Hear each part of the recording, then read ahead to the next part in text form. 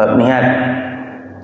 Wa ma umiru liya'budullaha mukhlishina lahuddin, dan tidaklah mereka diperintahkan melainkan supaya menyembah kepada Allah dengan ikhlas kepadanya dalam menjalankan agama. Surah Al-Bayyinah ayat 5. Nah, dalam bab niat ini Bapak, kemudian pertanyaan fikih dalam bab niat.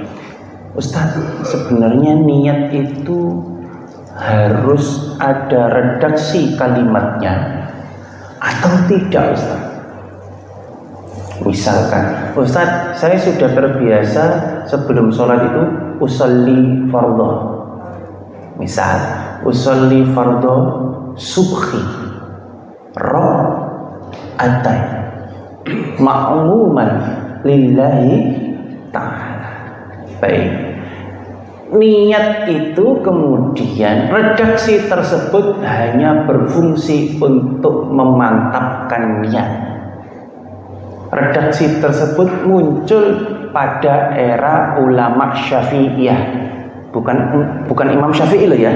Ulama Syafi'i itu artinya ulama pengikut faham Syafi'i.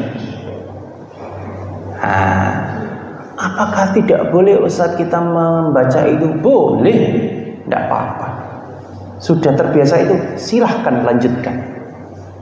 Ustaz, saya memilih untuk tidak ada redaksi, Ustaz. Ya sudah, Bismillahirrahmanirrahim, Allahu Akbar. Itu sudah madep mantap marang Gusti Allah. Karena sejatinya niat itu secara konsep ini ya, bukan secara fikih ya. Beda lagi, urusan fikih itu urusan teknis. Secara konseptual, ada satu hadis Rasul, mafatihus salat huwa al-wudu, taqtimuha bitakbir wa tahliluha bitaslim. Kuncinya salat adalah wudu, diawali dengan takbir dan diakhiri dengan salam. Maka sejak jenengan wudu sudah berniat untuk salat. Bahkan wudu ini oleh ulama madzhabul arbi'ah itu dibagi menjadi 3 fungsi wudhu ini, niat wudhu ini. Ada wudhu untuk berniat untuk membersihkan hadas dan najis. Misal jenengan baru kentut, membersihkan hadas, atau jenengan dari sawah kemudian ngicai kotoran sapi kena najis, kemudian wudhu membersihkan najis. Bahkan wudhu jenengan ini kemudian diniatkan untuk membersihkan najis. Atau fungsi yang kedua wudhu, meredahkan amarah. Begitu ada satu hal asbab yang menyebabkan jenengan mau memuncak amarahnya, wudhu. Maka wudhu jenengan ini diniatkan untuk meredahkan amarah. Yang ketiga kemudian yang paling esensi adalah jenengan wudhu ini sudah niat untuk sholat. Artinya kemudian dia berangkat dari rumah. Misal kalau wudhu di rumah, berangkat ke masjid ukhuwah Islamnya, ya pasti niatnya sholat.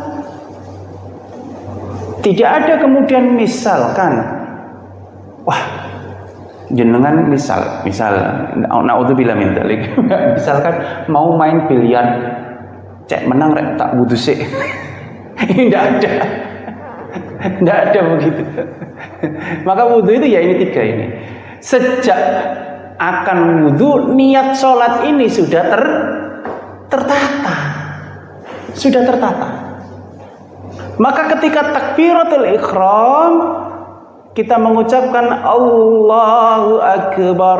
Wah, ini sudah di sini dan di sini itu sudah koneksinya sudah terkoneksi dengan Lauhil Mahfudz sudah.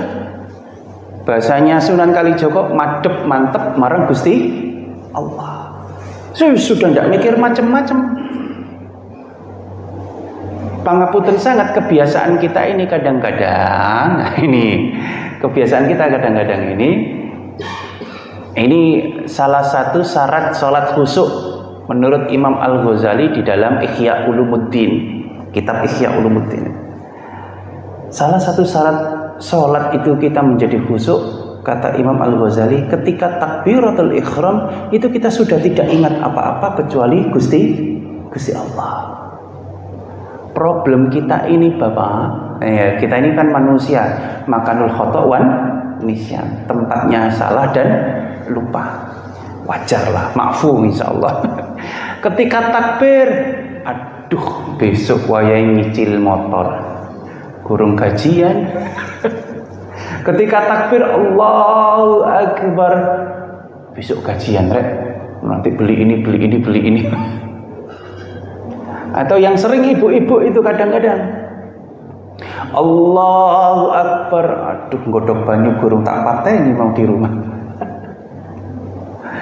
Allahu Akbar, hujan grotok terus, waduh jemuran ini tadi. Itu begitu seringkali kita, kebiasaan kita itu.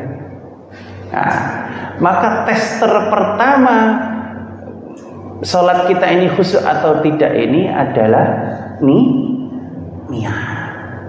Nah, ada solusi pada ulama Syafi'iyah untuk mengukuhkan niat ini. Solusinya ada redaksinya, usolli fardhu dan berbagai macam lain-lain.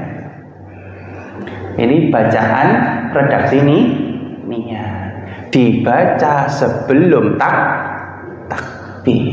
Artinya kalau sebelum takbir berarti di luar rukun sholat.